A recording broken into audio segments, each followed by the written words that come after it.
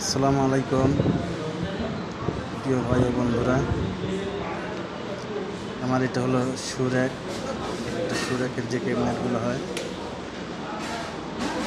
4 পাল্লার ক্যাবিনেট বানিয়েছি। এটা বুট জুতো রাখার যে মাপটা আমার 10.5 ইঞ্চি করে মাপ আছে,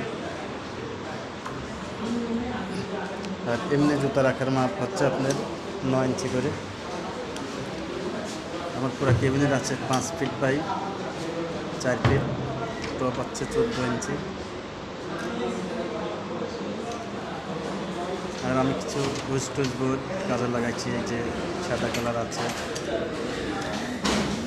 বিভিন্ন প্রকার যে ওয়েস্টেজ মাল ছিল সেই মালগুলো আমি ক্যাবিনেটের ভিতরে কাজে লাগাইছি।